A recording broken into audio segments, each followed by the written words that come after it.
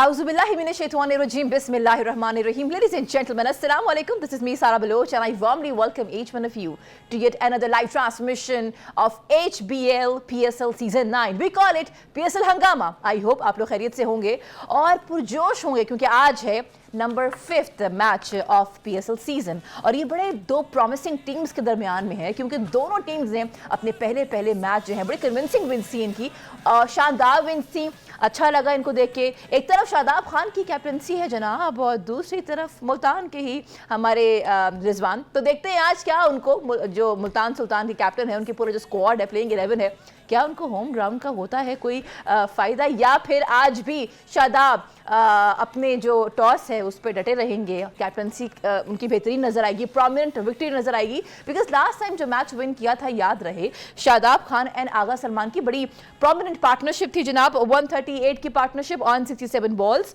Not out थे। और अगर हम बात करें मुल्तान सुल्तान की तो डेविड मिलान और हेंड्रिक्स की हमें प्रोमिनेंट पार्टनरशिप नजर आई। 121 रन्स ऑन बोर्ड किए 84 बॉल्स पे। उस दिन काफ़ी लोगों ने क्वेश्चन किया कि आज हमें मोहम्मद रिजवान प्ले करते हुए बेहतर नज़र नहीं आए।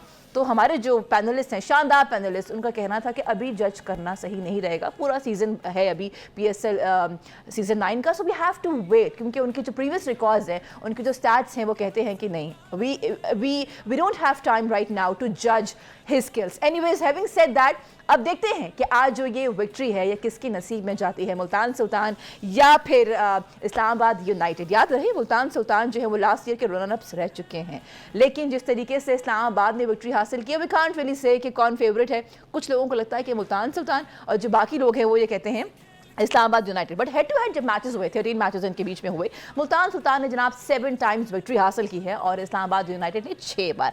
हैविंग सेड दैट, अब हम बढ़ेंगे अपने शानदार पैनलिस्ट की जानिब। आप लोग हमारा शो देखते रहिए, Facebook, TikTok, Instagram, we need your support. We will be having your live calls also. हमारे साथ हमारे पैनलिस्ट की डिस्कशन होगी और वो आपके क्वेश्चंस के टेक्निकल आंसर्स भी देंगे। सो हमारा जो ये राब्ता है आपका और मेरा, ये डे बाय डे स्ट्रॉन्ग से स्ट्रॉन्गर होना चाहिए। बढ़ते हैं जनाब अपने पहले पैनलिस्ट की जानिब। अगर हम कहीं बैटिंग लाइनअप के अपने एरा में ये बैकबोन रह चुके हैं तो गलत नहीं है। क्रिकेट की दुनिया के जीनियस माने जाते हैं former captain of Pakistani team. Ladies and gentleman, let's welcome Salim Ali साहब। अस्सलाम वालेकुम सर। Good evening. अस्सलाम वालेकुम सारा, कैसी हैं आप? आई एम ऑल वेल जनाब। माशाल्लाह, बहुत कलरफुल आज ने आपने कपड़े पहने हुए हैं, अच्छी लग रही है। Thank you ji. All thanks to Munib Nawaz that he has designed this beautiful outfit. Thank you Munib. आगे बढ़ेंगे। देखिए जी, ये जो बॉलिंग यूनिट के ऊपर बहुत बात हो रही है। एशिया कप गुजरा, वर्ल्ड कप गुजरा, उसके बाद टेस्ट मैचेस भी आए और रिसेंटली न्यूजीलैंड की सीरीज। एक चीज़ जो हमारी टीम में मिसिंग है, जो पहले थी, वो है जनाब पेसर। तो जहाँ पेसर की बात हो वहाँ हमारे पास test cricketer, former test cricketer and pacer Abdul Rauf साहब मौजूद हैं। उनको वेलकम करते हैं सर। अस्सलाम वालेकुम। वालेकुम सलाम जी, बिल्कुल ठीक। अच्छा, कल की जो इनिंग्स है ना, वो अभी तक उसका जो फ्लैशबैक है, कुछ ऐसी इनिंग्स होती हैं जो ना आपके दिल में, आपके जहन में जो है ना वो घर कर लेती हैं। तो कल जो हमने मोहम्मद ख्वाजा नाफे की हमने जो इनिंग्स देखी हैं, याद रहे, स्वाद से ताल्लुक है इनका। बीपीएल में इनको खेलते हुए देखा, एसपीएल में भी खेलते हुए देखा। इन टोटल T20 के 5 मैचेस इन्होंने खेल रखे हैं, लेकिन कल अपनी टीम के लिए मैच फिनिशर साबित हुए जनाब। 60 रन ऑन बोर्ड किए 31 बॉल्स पे, 4 बाउंड्रीज हिट की और 3 सिक्सेस हिट किए। Gentleman, I want to ask you something because इस वक्त कहीं पे कोई बात हो रही है दुनिया क्रिकेट में पाकिस्तान के एतबार से, तो वो है ख्वाजा नाफे। आप दोनों ने करेक्ट बात की कि he should be a part of the squad of T20 world cup. I want to ask you something, domestic cricket नहीं खेल रखी, फर्स्ट क्लास नहीं खेल रखा इतना ज़्यादा, क्या ये बेहतर नहीं होगा कि पहले उसको लॉन्गर फॉर्मेट में खिलाया जाए? क्योंकि हमने मेजर एग्जांपल देखी हारिस रऊफ की, उन्होंने एक रिकॉर्ड कायम कर लिया वर्ल्ड कप की दुनिया में कि जनाब सबसे ज़्यादा रन्स कंसीड किए उन्होंने। तो कहीं ये ना हो कि ये भी हमें कुछ बैटिंग में बेहतर नज़र ना आए। What is your take sir? नहीं, ये इसमें आपने बड़ी अच्छी बात की है। ये इसमें कोई शक नहीं कि पूरा सीज़न देखना चाहिए किसी प्लेयर को भी जज करने के लिए, क्योंकि आप किसी की एक इनिंग पे उसको बहुत ज़्यादा हाइप क्रिएट नहीं करनी चाहिए, क्योंकि बहुत सारे लोगों को हमने देखा पास में कि वो एक इनिंग खेली और उसके बाद वो फेलियर की तरफ गई। मगर इस प्लेयर में हमें जो अच्छी चीज़ नज़र आई कि ये मेरिट पे खेला। पिछला मैच, इसी मैच में वो जो एक दूसरा, मैं अक्सर उसका नाम भूल जाता हूँ, वो जो एक ही साइड पे खेला, जहादात उसको अगर आप देखें वो एक महदूद किस्म का प्लेयर है, वो सिर्फ एक शॉट खेलता था। अगर नाफे की अगर बात करें ना, तो नाफे ने मेरिट पे शॉट्स खेली, रऊफ़ ने टांग पे बॉल की थी, उसने मेरिट पे उसको टांग पे 6 मारा, फिर बाउंसर किया तो थर्ड मैन पे 6 उसने मारा। तो मतलब कहने का ये है कि उसने कोई शॉट ऐसी नहीं खेली जो आपको लगे जहाँ कि यार ये सिर्फ महदूद किस्म का प्लेयर है ना, और चारों तरफ ग्राउंड के खेला। तो ये एक उसमें एक चीज़ अच्छी है। हाँ, हमारे बहुत सारे प्लेयर ऐसे आए जिन्होंने कुछ 1-2 मैच अच्छा नहीं खेली और उसके बाद वो फ्लॉप हो गए, मगर इसमें करंट नज़र आता है कि ये लंबा प्लेयर है, ये अच्छा खेल सकता है।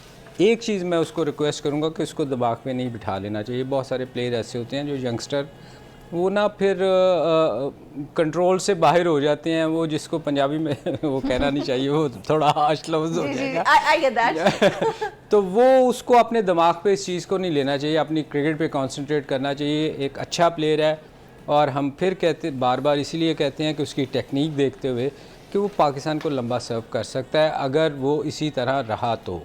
ये आपको चंद इनिंग्स के बाद पता चल जाएगा कि वो किस तरफ जा रहा है, क्योंकि बहुत सारे प्लेयर्स ऐसे हैं, जहादात जैसे हैं ना, उसको मैं आज मैं आपको बता दूं, उसको अंदर आगे बॉल लेके आएंगे उसको प्रॉब्लम होगी, मगर ये मेरिट पे खेलता है, ये चारों तरफ खेलने वाला प्लेयर है, तो ये एक अच्छा प्लेयर है। अच्छा, जहाँ ये बात हो रही है वहाँ पे Rauf, I want to ask you something. कल हमने देखा जैसे ही ये इनिंग्स फिनिश हुई थी, सरफराज ने कल एक बात कही, उन्होंने कहा कि जी सोशल मीडिया पे इनकी वीडियोस को देख के, क्योंकि he went viral on social media, वहाँ से इनको देख के हमने सिलेक्शन की थी इनकी PSL सीजन 9 के स्क्वाड के अंदर। Having said that, social media पे जनाब इनके 56,000 फॉलोअर्स थे, एक इनकी धूम मची हुई थी, सही एग्रेसिव बैटर हैं, लेकिन क्या ये जो सिलेक्शन का क्राइटेरिया है थ्रू इंटरनेट, रऊफ साहब, क्या ये सही है, लाइक इनकरेजिंग है PCB की जानिब से, या हम ये PCB की जानिब से कहें या ना कहें, लेकिन फ्रेंचाइज की जानिब से कहना चाहिए, क्या ये तरीका ठीक है? देखिए, मेरा ख्याल है कि जब आपका सिस्टम कोलैप्स हो रहा है और आपका प्रॉपर सिस्टम जो प्लेयर प्रोड्यूस ना कर रहा और आपके जो सिलेक्टर्स हैं वो कॉम्पिटेंट ना हों, तो फिर इस तरह का प्रॉब्लम आपको आता है कि आपको फिर 2 बार से जाकर आपको सोशल मीडिया से प्लेयर्स सेलेक्ट करने पड़ते हैं। मगर जहाँ पर सिस्टम स्ट्रॉन्ग है, जिस तरह बाकी कंट्रीज़ हैं, इंडिया है, आपका ऑस्ट्रेलिया है, साउथ अफ्रीका या इंग्लैंड है, तो वहाँ पर सिस्टम बहुत स्ट्रॉन्ग है, फंक्शन करते हैं, और वो right from beginning under 13, under 16, under 19 से उनके जो पे रोल पे होते हैं प्लेयर्स, और उनको राइटली पता होता है कि कौन सा प्लेयर आगे जाके सर्व करेगा, तो उनको इस तरह के जो फ्लूक्स हैं उनका सामना नहीं करना पड़ता जो हमें करना पड़ता है। तो मेरा ख्याल है कि अफसोसनाक है कि अगर ये पाकिस्तान क्रिकेट बोर्ड के जो प्लेयर डेवलपमेंट पाथवे है उस प्रोग्राम का हिस्सा नहीं रहा और उनको सडनली फ्राम नोवेयर से उन्होंने पिक करके फ्रेंचाइज के लिए लाया गया, तो इस तरह होना नहीं चाहिए। मेरा ख्याल है कि एक स्ट्रेंज स्टेटमेंट है, कैसे क्रिकेट बोर्ड की जो 70 साल से फंक्शनल है और जो हैवी इन्वेस्टमेंट करता है प्रोडक्शन पे, इंफ्रास्ट्रक्चर पे, प्लेयर डेवलपमेंट पे और ग्रास रूट्स पर, तो मेरा ख्याल है कि थोड़ा सा मेरे लिए तो काफ़ी स्ट्रेंज है ये कि रऊफ रऊफ ये एक्चुअली देखें, प्लेयर्स ना आप बनाए जाते हैं। जो आप बात कर रहे हैं ना, रऊफ ने बड़ी अच्छी टेक्निकल बात की है जो शायद इनको समझ आ जाए। देखें, कप्तान और प्लेयर्स जो है ना वो आप एकेडमी से बनते हैं। आप कुछ प्लेयर्स को चूज़ करते हैं कि उसको एकेडमी में लेके आते हैं, उनमें कुछ मटेरियल ऐसा होता है जो आपको नज़र आता है कि ये कप्तानी के लिए आगे हमने इनको तैयार करना है। सारे तैयार नहीं हो सकते, उनमें से आप कुछ चूज़ करते हैं ना कि यार ये हमारे आगे जाके पाकिस्तान को सर्व कर सकते हैं, उन पे आप मेहनत करते हैं। फिर उन पे आप ये नहीं करते कि आप बाहर से उनको फिर छोड़ देना चाहिए। उनको कप्तानी अच्छी करे बुरी करे, आप बाद में उनको बताएं कि आपने क्या क्या गलतियाँ की हैं। होता क्या है कि हमारे यहाँ मटेरियल क्यों नहीं तैयार होता कप्तानी का, या अभी मैं देख रहा था मैचों में, इवन टेस्ट प्लेयर्स बहुत सारी गलतियाँ कर रहे थे कि उनको फील्डिंग सेट करनी नहीं आती थी। होता क्या है कि जब अंडर 19 में आप किसी भी टीम, लाहौर की मैं मिसाल दे देता हूँ, अगर कोई कप्तान किसी को आपने बनाया तो अब बाहर से मैसेज आ रहे होते हैं, अब उसको लगा दो, अब उसको कर दो, फील्डिंग यहाँ खड़ी कर लो।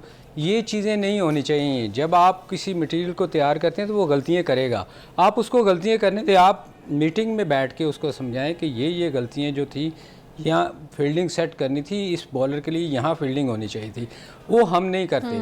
फिर उसका नतीजा यही होता है जो आपने रऊफ को सवाल किया कि आप फिर सोशल मीडिया पे जाते हैं, वहाँ से चीज़ें आपको अच्छा लगता है तो पिक करते हैं, क्योंकि आपने एक मटेरियल तैयार नहीं किया होता। अच्छा, लेकिन I want to ask you gentleman, इसमें एक और बात भी है। हम तो ये चाह रहे हैं कि पाकिस्तान को नया टैलेंट मिले थ्रू PSL, ठीक है, नॉट जस्ट दैट, जनरली भी हमें हम चाह रहे हैं कि हमारी जो नेशनल टीम है जो पाकिस्तान से बाहर जाकर रिप्रेजेंट करती है उसमें कोई स्ट्रीट टैलेंट भी आए, क्योंकि कई दहाइयाँ गुजर गई। आई थिंक कोई स्ट्रीट टैलेंट लास्ट शायद जमान खान ही आया था, राइट? उससे पहले अगर हम 90s में जाएं, आई स्टिल रिमेंबर खान साहब ने भी जो स्क्वाड अपना सेलेक्ट किया था वो स्ट्रीट टैलेंट के थ्रू ही किया था, बीट इंजमामुल हक साहब, मे बी वकार यूनिस, तो वो भी तो एक टाइम था। अब चलिए स्ट्रीट टैलेंट उस तरह से नहीं आ रहा, लेकिन through social media, because social media has gotten it's part. तो क्या उस एतबार से ये एंगल सही नहीं है, ये बात सही नहीं है सिलेक्शन की? देखिए उस बंदे का ना बहुत विजन था क्रिकेट में, उसने जिस प्लेयर को भी खिलाया आप देखें वो टॉप पे गया।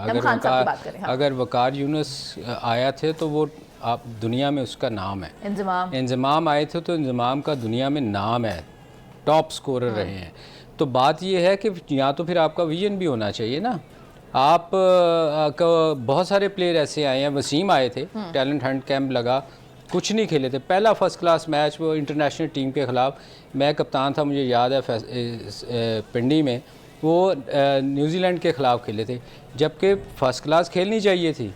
मगर चूँकि वो ये जो टैलेंट होता है ना, वो बहुत एक आध प्लेयर ही आपको सालों में सदियों में मिलता है जो इस तरह का टैलेंट होता है और वो उसको आप पिक कर जाएँ। दूसरी असल चीज़ ये है कि आपका विजन होना चाहिए, आपकी नज़र होनी चाहिए कि यार इसमें टैलेंट है।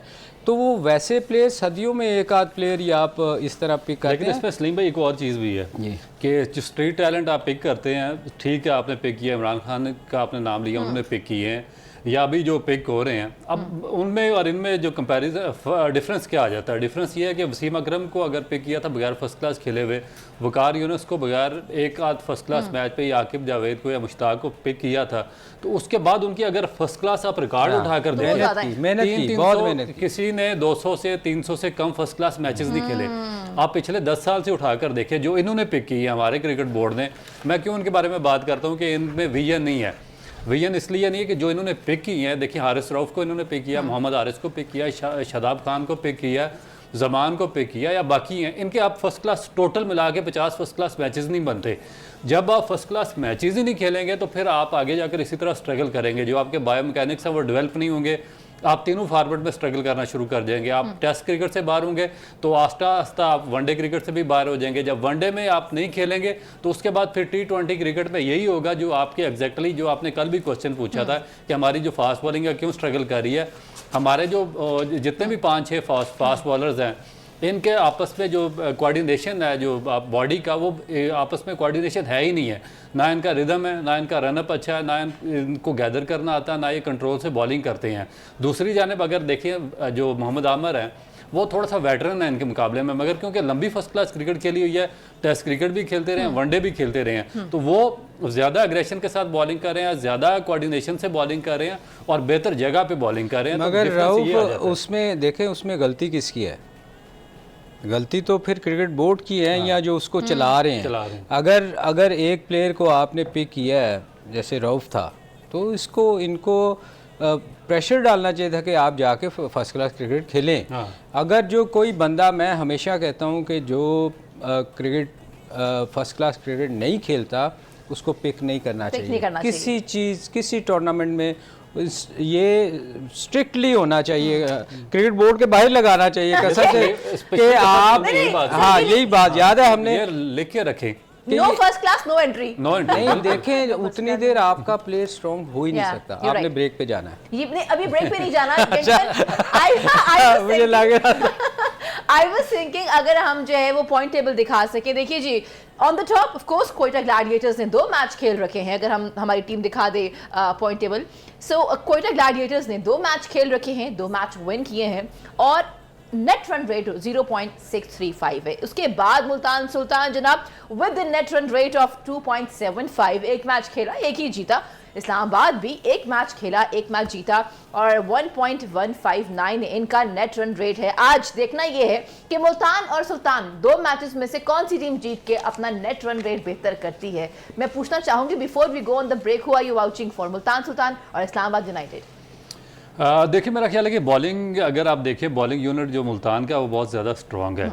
नो डाउट के जो स्पिन बॉलिंग का शोबा है वो जो इस्लामाबाद यूनाइटेड है उनका स्ट्रॉन्ग है, क्योंकि दो पाकिस्तान के प्रीमियर जो स्पिनर्स हैं शादाब खान और इमाद वसीम वो इस्लामाबाद यूनाइटेड से खेल रहे हैं, जबकि मुल्तान सुल्तान में कोई ऐसा एक्सेप्शनल स्पिनर नहीं है, मगर उनके जो फास्ट बॉलर सीमर्स हैं, जिस तरह कल आपने मोहम्मद अली को देखा है, अब्बास अफरीदी हैं, उसके बाद विली हैं, ये और शाहनवाज दानी हैं, ये बहुत इन फार्म भी है और ये अच्छी फार्म में है। तो अगर फास्ट बॉलर्स देखें तो वो मुल्तान सुल्तान उसामा मीर भी है, उसामा मीर भी है, और अगर स्पिन बॉलिंग अटैक देखें तो वो जो है इस्लामाबाद का बेहतर है। So he is vouching 50-50। हम आपसे पूछेंगे, but before this commercial break साथ रहिएगा, अपने मैसेजेस भेजते रहें। थोड़ी देर में टॉस होगा मुल्तान के क्रिकेट स्टेडियम में, देखते हैं कि इस बार ये जो टॉस है शादाब जीतते हैं या फिर इस्लामाबाद या फिर मुल्तान सुल्तान के रिजवान। Stay with us.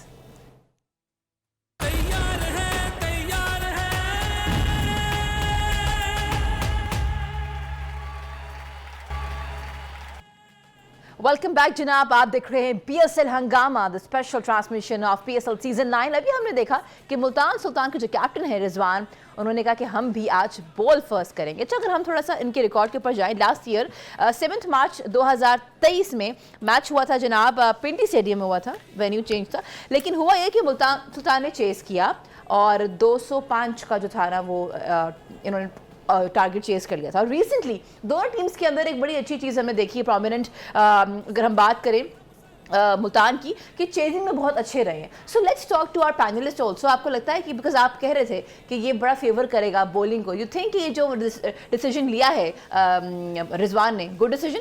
देखिए, बिल्कुल ऑब्वियस डिसीजन है, मगर मुझे रिजवान की प्रेस कॉन्फ्रेंस की समझ नहीं आई कि उसने क्या कहा कि ड्यू फैक्टर इतना ज़्यादा कोई कास्ट नहीं करेगा। क्यों नहीं कास्ट करेगा? क्योंकि आप साउथ पंजाब में मैच खेल रहे हैं, ओपन एक फील्ड एरिया है, वहाँ पर ड्यू फैक्टर बहुत ज़्यादा इन्वॉल्व होता है, और आपकी दोनों जो टीमें हैं उनमें 2-2 स्पिनर्स शामिल हैं। जो स्पेशली जो इस्लामाबाद की टीम है उसमें इमाद वसीम और शादाब खान है, और जब वो सेकंड बॉलिंग करेंगे तो उनके लिए बहुत ज़्यादा प्रॉब्लम होगी। अगर मुल्तान भी सेकंड बॉलिंग करती तो उनके स्पिनर्स जो उसामा मीर हैं जिन पे ये मैच खेल रहे हैं, या दूसरे आदिल खान है, उनको काफ़ी ज़्यादा प्रॉब्लम हो सकती थी। मगर जो उन्होंने बात की है वो मेरी समझ में तो नहीं आई कि हमने इस वजह से नहीं फैसला किया कि ड्यू फैक्टर की वजह से। मेरा ख्याल उसको समझ नहीं आई, हालांकि ड्यू फैक्टर तो ऑब्वियसली है, और उसी को मद्देनज़र रखते हुए उसने बैटिंग किया है। जो रऊफ बात कर रहे हैं, ड्यू फैक्टर तो आएगा, गीला होएगा जब बॉल, तो स्पिनर को प्रॉब्लम होगी बॉल करने में। तो ये मेरा नहीं ख्याल, मेरा ख्याल वो कह गया है, वो कह गया, लेकिन फिर फ्लो में बात कर गया, मगर उसके सामने रख के उन्होंने डिसीजन लिया। वो ये कह रहा है कि बहुत सनी डे है, बहुत नहीं रात को कौन सा, आजकल कौन सा इस वक्त सनी डे। अच्छा, एक और मैं आपको चीज़ बताऊं। अच्छा, अगर ओवरकास्ट कंडीशन हो तो शाम को ड्यू फैक्टर बहुत कम हो जाता है, ड्यू नहीं होगी। अगर बिल्कुल सनी हो तो उस दिन उतनी ज़्यादा ड्यू ड्रॉप्स होती है, उतनी ज़्यादा गीला होता है ग्राउंड। अगर आपका पूरा दिन सनी रहा हो और उसके बाद उतनी ज़्यादा ड्यू पड़ती है। अगर ओवरकास्ट कंडीशंस होंगे, बादल होंगे, तो ड्यू कम होगी। और ये भी मेरा ख्याल है कि उनके जो उन्होंने बात किया उससे कोई मुताबिकत नहीं रखती। सर क्या लगता है आपको? लास्ट टाइम देखें जो आप कह रहे हैं ना, इस्लामाबाद में चेज किया था, इस्लामाबाद में तो बड़े बड़े स्कोर चेज हुए थे, है ना? हाँ, इस्लामाबाद की विकेट पे अच्छे खासे चेज हुए थे। तो मेरा ख्याल है कि ये देखें दोनों टीमें बैलेंस हैं, इसमें कोई शक नहीं कि दोनों टीमों ने मैच जीते हुए हैं, मोराल दोनों का हाई है।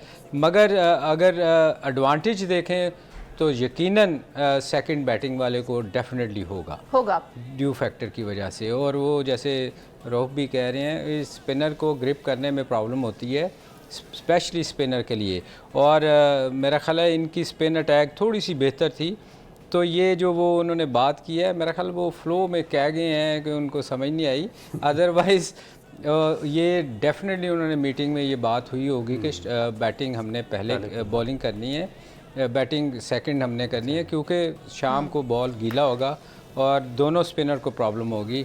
और स्पेशली कप्तान जो हैं वो स्ट्रगल कर रहे थे, बहुत सा पिछले कई सालों से बॉलिंग में स्ट्रगल कर रहे हैं।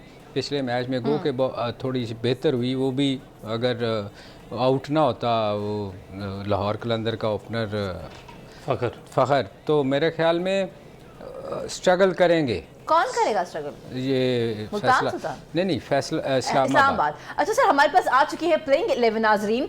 हम पहले जाएंगे मुल्तान सुल्तान की प्लेइंग 11 की तरफ। Mohammad Rizwan, Dawid Malan, Hendricks, Yasir Khan, Iftikhar Ahmed, Khushdil Shah, David Willey, Usama Mir, Abbas Afridi, Mohammad Ali and Olly Stone. तो जनाब आपने आज चेंज देख लिया कि इनमें चेंज क्या है? शाहनवाज दानी। शाहनवाज दानी नहीं खेल रहे। हाँ, तो क्या ये डिसीजन ठीक है? लास्ट मैच में थोड़ा सा वो एक्सपेंसिव थे, उनको पहले जो 3 ओवर थे उनमें उनको 28 रन कंसीव हो गए थे, तो मैं भी शायद ये चीज़ उन्होंने सामने रख के जो स्पिनर है उनको चांस दिया। तो डेफिनेट इस तरह की चेंजिंग आएंगी, क्योंकि जो शाहनवाज दानी है उनको भी रेस्ट चाहिए, क्योंकि पूरा काज़म ट्रॉफी पूरा सीज़न वो खेला, 7-8 मैच का इसके फर्स्ट क्लास के मैचेस खेला, फिर जो फाइनल लास्ट खेला, उसके बाद अभी ये जो काफ़ी मैचेस खेल रहे हैं मुल्तान सुल्तान को, तो एज ए फास्ट बॉलर मेरा ख्याल है कि ये अच्छा है कि बिल्कुल अर्ली पार्ट में उनको इन्होंने रेस्ट दी है। मगर मेरा ख्याल है रऊफ़, अगर विनिंग कम्बिनेशन मेरा ख्याल है टू अर्ली है, चेंज नहीं करना चाहिए था।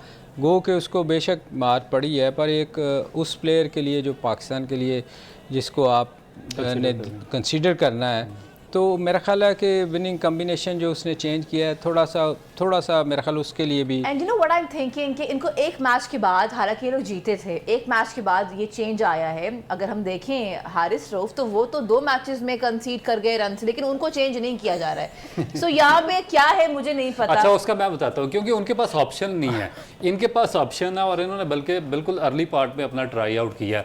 जो लाहौर कलंदर बहुत ज़्यादा डिपेंड करती है हारिस रऊफ और शाहीन अफरीदी पे, तो इसलिए मेरा ख्याल है कि आप वो सोच समझ के डिसीजन लेंगे। और अभी भी वो मेरा ख्याल है कि बैक ऑफ द माइंड उनके ये है कि हारिस रऊफ हमारा जो ट्रम्प कार्ड है वो हमें आगे जाकर मैचेस वगैरह जितवाएगा। मगर ट्रम्प कार्ड तो अब ट्रम्प हो गया हुआ है, बहुत हो गया है। पिछले कई सीरीज से देखें, हर एक पे बैट पे आ जाता है, हम ऑन अ सीरियस नोट, मगर उससे हो नहीं पा रहा। तो मेरा ख्याल है उसको इनको चाहिए, जैसे उसने कहा था ना कि मुझे टेस्ट मैच में रेस्ट चाहिए, इनको चाहिए कि उसको T20 में कहें कि तुझे रेस्ट चाहिए, उसकी जगह किसी और को ट्राई करें। अच्छा, इसमें सलीम भाई एक और भी चीज़ है, ये जो मैनेजमेंट है ना, ये इनकी जो फ्रेंचाइज है और जो पाकिस्तान क्रिकेट बोर्ड का जो थिंक टैंक है, उनका जो माइंड सेट है ना बिल्कुल एक जैसा है। वो बताओ कैसे?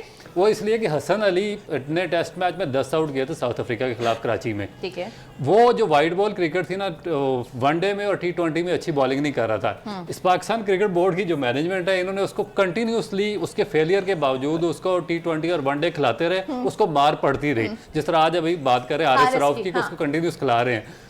एंड उसका रिजल्ट क्या निकला कि वो तीनों फॉर्मेट में ड्रॉप हो गए, टीम से बाहर हो गया। अब इसका ये भी उसी तरफ लेकर जा रहे हैं। अगर इसको रेस्ट ना दिया और इसके जो वर्कलोड मैनेजमेंट इस पर प्रॉपरली ना की गई और इसको थोड़ा सा रेस्ट ना दिया गया, तो ये तीनों फॉर्मेट से बाहर हो जाएगा। नहीं, मेरा ख्याल है हो सकता है वो खुद ही कह दे कि मैं इसके लिए भी अवेलेबल नहीं हूँ। अच्छा देखिए, ऑन अ लाइटर नोट ये बात हो रही है, क्योंकि जाहिर सी बात है बहुत प्रोमिनेंट प्लेयर हैं हारिस रऊफ पाकिस्तान की, उनकी लिए फिक्रमंद है हम, इसीलिए सारी डिस्कशन हो रही है। Having said that, Islamabad United की प्लेइंग 11 क्या है उस पर भी डिस्कशन करते हैं। एलेक्स हेल्स है जनाब, कोयल मुंड्रो है, then Salman Ali Agha, Shadab Khan, Azam Khan, Jordan Cox, then Imad Wasim, Faheem Ashraf, Naseem Shah, Ubaid Shah and then Mills we have. So this is the playing 11 for Islamabad United. अच्छा, ये तो क्या है, इन्होंने अपने डिस्कशन बता दिए कि एक साइड में स्पिनर है, एक साइड में पेसर है। आप बताइए, who are you vouching for? Is it going to be Islamabad और मुल्तान सुल्तान? देखिए, मुझे चूँकि बैटिंग सेकंड कर रही है मुल्तान, इसलिए मुझे थोड़ा सा उसको एज लग रहा है। किसका एज लग रहा है? मुल्तान को एज लग रहा है इस्लामाबाद पे। उसकी रीज़न ये है, बात वही है कि ड्यू फैक्टर की वजह से। अदरवाइज़ दोनों टीमें बैलेंस हैं। पिछला मैच अगर आप देखें, जो पिछले कई सीरीज़ से ना बॉलिंग में ना बैटिंग में शादाब अच्छा नहीं कर रहे थे और पिछले मैच में वो फॉर्म में आए हैं। तो एक एडवांटेज देखें ना उनको है, हेल्स और मिनरो के साथ वो एक एक्स्ट्रा ऑर्डिनरी उसने इनिंग खेली है पिछले मैच में, तो ये एडवांटेज उनको बैटिंग में उनको भी है। मगर अगर आप कंपेयर करें तो दोनों टीमें एक जैसी हैं। एज सिर्फ मुल्तान को इस चीज़ का है कि उन्होंने सेकंड बैटिंग करनी है। वो बात वही है कि ड्यू फैक्टर से बॉल गीला होगा, वो एक एडवांटेज मिल सकता है। मगर टीमें दोनों इस टूर्नामेंट में अगर आप देखें, जो जितने मैच हमने देखे हैं, दोनों टीमें बैलेंस हैं। अच्छा जी, दोनों टीम जो है वो बैलेंस हैं और थोड़ी देर में मैच शुरू हो जाएगा। We will be discussing more on the combinations of Multan Sultan and Islamabad United, but right now I have to move towards this short commercial break. साथ रहिएगा, अपने फीडबैक देते रहें। Instagram is all active. मिलते हैं आपसे छोटी सी ब्रेक के बाद।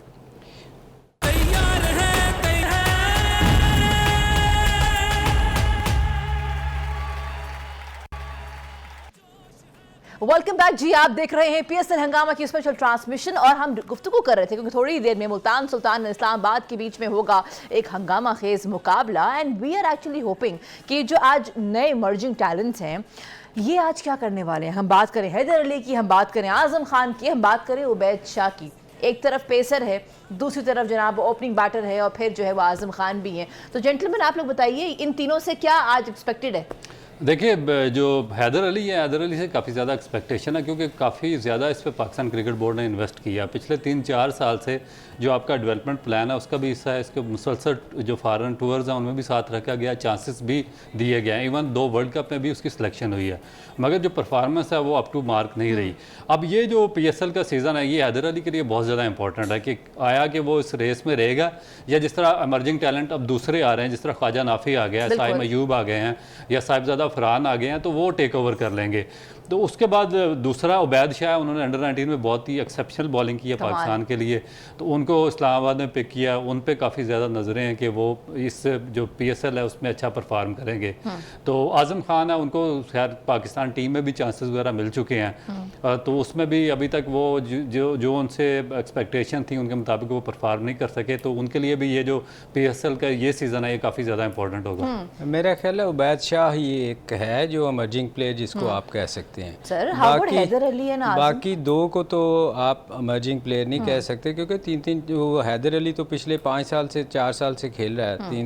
कितनी सीरीज़ मैंने उसको देख ली हैं, अब मुझे नहीं पता उसमें से क्या निकालना है इन्होंने। हाँ, अगर आप बाकी प्लेयर्स की बात करें जैसे नाफे आपको नज़र आया है या हम साहबजादा की बात करते हैं, जहादात को नहीं, दो की मैं बात करूंगा। जहाँ उसकी बात ना करें वो उसको टाइम लगेगा। तो इसमें से क्या निकालना है हैदर अली से मुझे मेरी समझ से बाहर है क्योंकि इसको बहुत चांसेस दिए गए और मगर वो प्रूव नहीं कर सका। हाँ, उबैद शाह की बात करें आप, उबैद शाह एक उसने अंडर 19 से आया, बड़ा अच्छा परफॉर्म किया उस वहाँ।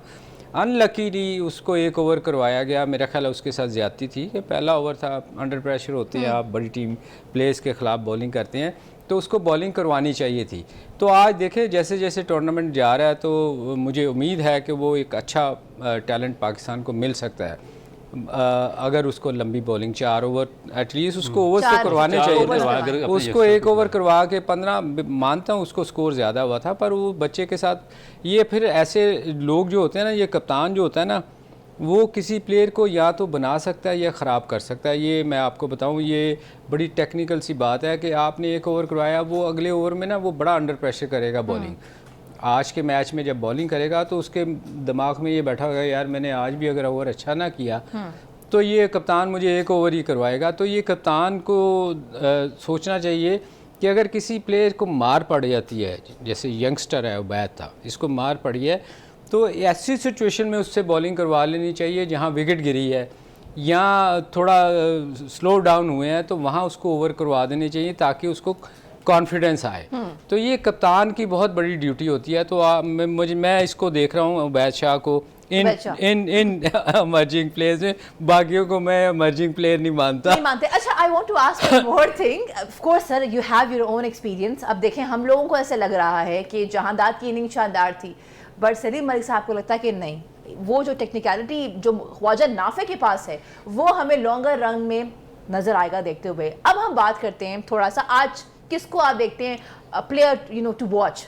हम आपसे शुरू करते हैं। ये इसमें बहुत सारे प्लेयर हैं। देखिए, एलेक्स हेल्स है जो बहुत बड़ा प्लेयर है, मनरो है, शदाब बड़ी अच्छी फॉर्म में है, उधर से हेंड्रिक्स को देख लें और डेविड मलान को देख लें, ये और इवन जिसके आप अक्सर कह रही है कि फ्लॉप हो गया है कि मैच में रिजवान का अगर आप रिकॉर्ड देखें तो वो उसकी टॉप जो रैंकिंग में वो 3-4 प्लेयर्स में उनका और बाबर का नाम आ रहा है, जिन पे लोग बहुत क्रिटिसाइज़ करते हैं कि ये अच्छा नहीं खेलते, तो ये उनका रैंकिंग में नाम आ रहा है। आप मेरे ख्याल जाना चाह रहे हैं कोई एक नाम? देखिए अपने मेरा ख्याल है कि watch। मुल्तान से हेंड्रिक्स और मिलान, उसके अलावा रिजवान होंगे, और इस्लामाबाद से मनरो होंगे, उसके बाद हेल्स। एलेक्स हेल्स, और फिर आपके सलमान अली आगा। शदाब खान ने बड़ा सलमान अली आगा। ठीक है जी, ladies and gentleman, on this note this is me Sara Baloch, I have to sign out for now, लेकिन आपसे मुलाकात होगी जनाब, पोस्ट मैच डिस्कशन होगी, क्योंकि आज दो प्रॉमिसिंग टीम्स कन्विंसिंग विंस के बाद एक दूसरे के आमने सामने हैं। तो मिलके देखते हैं, हम नीचे बैठ के मैच देखते हैं, अपना ख्याल रखिएगा और इंशाल्लाह मुलाकात होती है एट 11। अल्लाह हाफिज़।